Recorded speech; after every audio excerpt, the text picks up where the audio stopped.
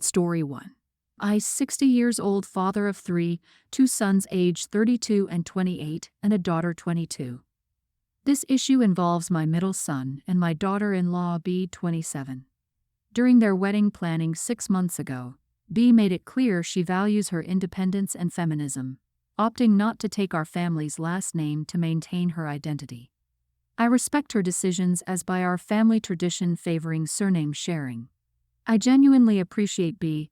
She's a wonderful partner for my son, albeit sometimes her strong opinions and idealistic views seem to overlook her privilege. Our family vacations have been on pause due to global issues and significant life events. With finances not being an issue, my wife and I have traditionally covered these trips. There have been expectations of these trips, such as prioritizing family time and activities over personally preferred activities. This year we're planning a more luxurious trip to the Maldives. However, B has been assertively expressing her desire to break from tradition, which was evident during their wedding. She opted out of typical customs like flower girls, a mother-son dance, and being walked down the aisle by her father. Although I funded the wedding, I kept my feelings to myself after my son requested not to add to their stress. I didn't appreciate the communication style used and told my son, who said he would relay this feedback to B. I thought she was rude to my wife, who was sad she wouldn't be partaking in a mother-son dance, i.e., not understanding why she would be sad there wouldn't be a dance. For the upcoming trip, I've considered stating that I'll only cover expenses for those bearing our last name.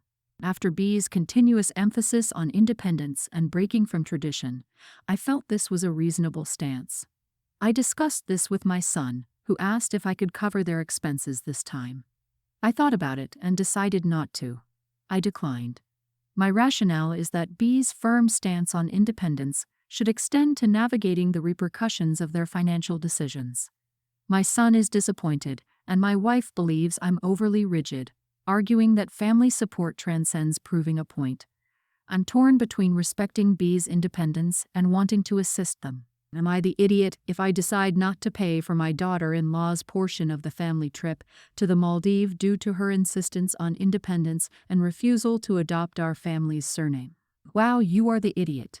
Like heck is this about independence? You're punishing this uppity woman for daring to have beliefs that aren't the same as yours. The way you've presented this, you're making it clear that withholding the vacation funds is all about punishing your daughter-in-law for making different decisions. Your reasons are small and pathetic. So what if she didn't take your surname? Is your ego really that fragile? And let's be honest, this is all about your ego. It's understandable that your wife was disappointed that there was no mother-son dance. But this is something you get disappointed about for an hour or two, and then you get over it. You need to butt out of their relationship. How they handle their finances and name their children is their business, and stop trying to use money to control your daughter-in-law. I was wondering, if his daughter gets married and takes the husband's name, will she then not get invited because she has another name? Or if she doesn't take the man's name, will she not get invited because she isn't enough of a subservient woman? Or will it be different if it's his daughter? Op can't have it both ways. Sure he can, he's not the idiot, and the independent couple should not ask to depend on Op to cover their costs, showing he supports their and the daughter-in-law's belief in independence. She has her convictions, and so should Op. People seem to be mad because she wouldn't take his last name, but he said she kept asserting her feminism and independence. Independence means doing it yourself. She wasn't so independent as she had to pay for a wedding. Op did. She can't have it both ways. Yeah, I get that Op's bitter about the last name thing, but it's not the only problem here. I'm a hardcore feminist, but you don't get to yell about being a totally independent woman while your husband's family is completely funding your wedding and vacations. You can recognize that you're independent overall, but also still recognize that you're extremely privileged not to have to pay those expenses. Anyway, sorry, sir, but everyone's the idiot here because B sounds like a pill and your son sounds spineless. My partner and I bought a lovely house that's great for hosting get-togethers. Most of the time we invite friends and families, mainly friends now. Earlier this week, my brother-in-law asked if we could host a get-together at our place since a friend is visiting the state, and he wanted to give this friend a house tour. I dislike having my brother-in-law over because he doesn't respect boundaries. We ask guests not to enter our bedroom and my office. But he goes in both because he was looking for our cats, or he wanted to check the place out. This man is 11 years older than us. My partner and I barely had time for each other due to our busy work schedules. This weekend we were looking forward to us time. My partner said he didn't really want people over, and I said the same. My partner texted back, "We can't, sorry, we're busy this weekend." My brother-in-law kept pushing and calling, asking why we couldn't make time, and he claimed it would only be a few hours. This friend rarely visits the state we live in. My partner just kept replying that we were busy. He keeps asking what we're doing and why we're busy. We're relaxing and playing video games in the living room on Saturday evening. Brother-in-law calls my partner and says that they're outside dropping by really quick. Partner says that we're busy. Seeing us from the window, brother-in-law argues that we're just playing games. More arguing. My partner hangs up and aggressive knocking follows. We went and opened the door, and there were 7 other people with him. They had alcohol and snacks. This is a common issue between brother-in-law and us. I'm just fed up with this. I asked what they were doing here, and then said that we couldn't hang out tonight because we have plans to relax. We went on a tangent about our busy weeks while they stood out in the cold. I ended the conversation and told them we planned to have intimacy tonight and didn't want people around while we were at it. We already told brother-in-law name that we're busy. He wants details here. We're having intimacy all night. Good night, stay warm. While brother-in-law talked to father-in-law, now I'm getting calls and texts on how crude and rude I am, and I have no decency. My partner doesn't care how I handled it and understands I'm sick and tired of brother-in-law. Am I the idiot? Not the idiot. Oh wow, brother-in-law, take a hint. We want to be alone. Brother-in-law doesn't take a hint. Obviously you have to spell it out. He's 11 years older than you, and he complains to his daddy that you said the nasty word woo, and who thinks it's okay to show your friends around someone else's house. It sounds like brother-in-law's lost his marbles. The only reason I could think of is brother-in-law lied to his friends and claimed it was his house and let his brother and sister-in-law live there. Please, next time, and there will be a next time, don't even open the door. Opie, why is your partner allowing his father and brother to put the blame all on you and not defend you? He should have put them both in their place. With the brother-in-law, you'd already told him he wasn't welcome. A quick call to the police may have dispersed his group on the front lawn, as he's showing he doesn't respect you and thinks he can walk all over you and your husband. Father-in-law can mind his own business. Next time, the party can go to his house and let's see if he isn't complaining. If your partner allows them to turn you into the bad person, you have bigger issues than a party. My family's lives got thrown into chaos 3 months ago, when my mom got arrested for some financial-related crimes.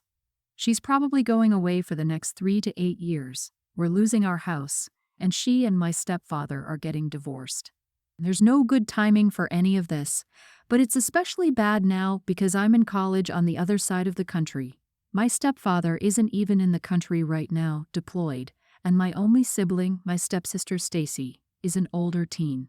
By the time my mom realized she couldn't even make bond, I only had 3 weeks until winter break, so we agreed that it would be okay for me to keep to my original flight back, while things were still being sorted out. We decided that I would take a semester off school to help out until everything was settled. Having Stacy hold down the fort for that long wasn't ideal, but it's not illegal. The bills were paid and everything, so all she had to do was breathe and not burn the house down. She did not do that. She decided that all this meant she could do whatever she wanted and moved in with her boyfriend without telling anyone. The house went unattended, and of course we got robbed. They cleaned the place out. Anything of value that was left after the raid is now gone, including basically all of my stuff. That's what I came home to. I immediately called Stacy, but she blocked my number. I only know where she went through social media, and she wouldn't respond to messages there. So I had to start posting about all of this on Facebook to get her to respond, and now I'm getting crap for blaming her, and putting too much on a child. I'm expecting too much. On top of having to drop out of school temporarily and everything else I'm responsible for, including probably ending up as her guardian, I now have to replace anything I didn't take to college with me and immediately scramble for housing. My only expectation of her was that she would not just vanish for 3 weeks. That was her only responsibility, and she just bailed. Her being a minor makes her actions worse, in my opinion, because it's not even legal for her to decide that she just wants to live on her own now. She was legally required to stay there because our parents told her to. I don't think I'm required to pretend she was just an angel to talk about it. Edit: we have footage from a nearby security camera that proves that she wasn't involved in the robbery. Not the idiot whatsoever. Stacy is an older teen. She's almost an adult. You put your trust in her, and she betrayed it. She's the one to blame. It is the highest degree of irresponsibility to be effectively house-sitting for someone and then abandoning the house. And then on top of all that, she blocks your number because she knows she did the wrong thing. The camera only proves she wasn't there when it happened. It doesn't prove she wasn't involved, or the sister told people what was happening and that the house was empty. Are you sure she didn't have any friends or associates break in, and or her boyfriend didn't do the same? It's not unheard of, and it would make a lot of sense considering her life is also in turmoil at the moment. She knew the house would be unattended and she'd have an alibi. Yep, it's too convenient that stepsister just up and left to her boyfriend's place, right in and on time. If she had the house to herself, why didn't he go stay with her? I think Mummy planned it and Step knew, as she was told to clear out and stay out of the way. The smoking gun will be that none of Step's stuff went missing because she'd conveniently taken it to the boyfriend's place. It's shady as heck. Honey, if you can afford it, fly back to where you go to school and get a place and a job. Do not take a semester off or put your life on hold for idiots. Your mom messed up. Your stepdad has a family emergency and chose to stay away because I'm sure the military would grant him emergency leave to get things settled with his daughter. Your stepsister is not your responsibility. You are not the idiot, but the rest of your family is. I, 36 female, have 2 daughters, one of whom came out as trans a year ago. Let's call them Maria, nearly adult, and Anna, teen, my trans child. I want to start by saying that when Anna came out, I had no problem so long as her transition didn't get in the way of school or grades. The problem, however, is that I have Anna's dead name tattooed on my body. I've had the tattoo since she was a toddler. It's pretty visible as it's on my neck, and every time Anna sees it, she gets visibly upset. She's told me she's looked into tattoo removal surgery and recommended that I get it removed or covered with her new name. While I have the money for it, I do not want to deal with it. After all, it is just a tattoo, and I don't think I should have it removed to show my love and dedication to this new identity. Anna, however, has accused me of not taking her seriously, and that if I truly loved or cared, I'd get it removed. I understand that removing or covering the tattoo would show dedication, but I truly do not see it as necessary.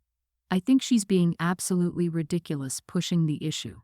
I'm an adult after all, and can make decisions about my own body just as she can. This issue has strained our relationship, and now she barely looks at me. Am I the idiot?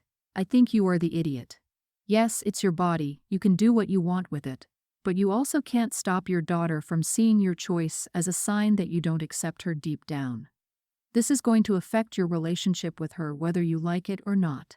Her dead name upsets you, she can't see you without being confronted with it, and you're all surprised face that she doesn't want to look at you. Bluntly, you have a choice.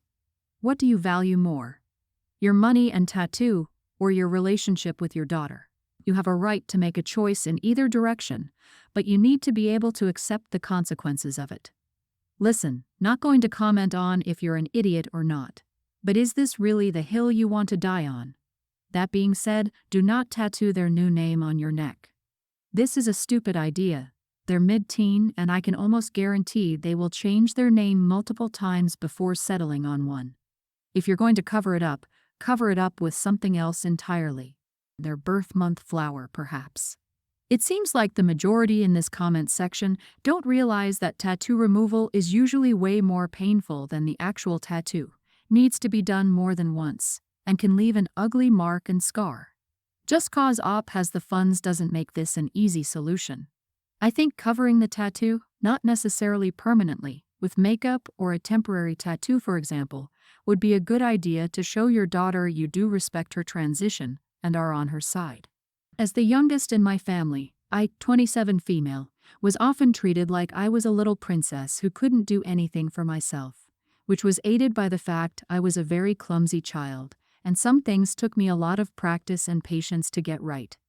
I was the butt of the joke, and my family loved to tease me and crack jokes about the fact I couldn't boil water, or I was a disaster everywhere I went. They would always say I could never be trusted in a kitchen, and would need to find a man who could cook and clean for me in the future. It was something I resented, and it made me feel self-conscious. I tried hard not to mess up, but somehow I always seemed to. Moving out to attend college was the best thing I ever did. I met so many great people, including my husband, and I thrived in an environment where nobody was making fun of me. One of my friends was in culinary school, and she taught me a lot of cooking skills that I could use in my day-to-day life. She was patient and suggested that I might have something like dyspraxia. She recognized some of my difficulties as being similar to her brother's. Sure enough, I went to my doctor, who referred me to specialists to help diagnose me. I have a milder form, so it was never brought to my attention enough. I just looked like I was careless or clumsy as a kid. I didn't see or speak to my family a lot during this time. When I did, it was awkward. My husband, then boyfriend, would come with me sometimes, and he was always so annoyed by the jokes they made about me. When we got married, we actually eloped while on vacation overseas with his family. It was amazing and made for a much less stressful wedding. My family and my in-laws had seen each other once or twice before, but briefly. So when my family decided they wanted to come and see me and stay for a weekend in a hotel, we decided to host both families, and I cooked. But we didn't announce that until my parents started making their little jokes and crediting only my husband for our home's food and cleanliness.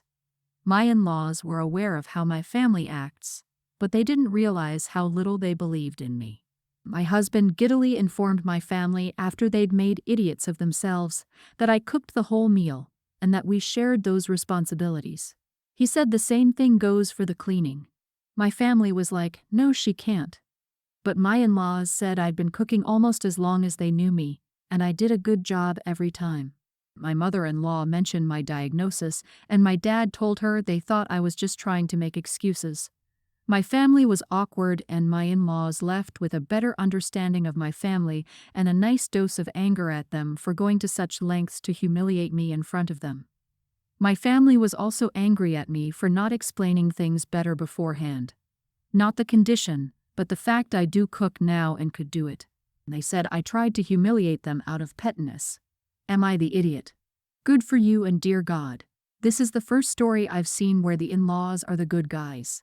Seriously, well done you, and I know how much of a relief it can be to get that diagnosis and finally get the oh crap that explains so much moment.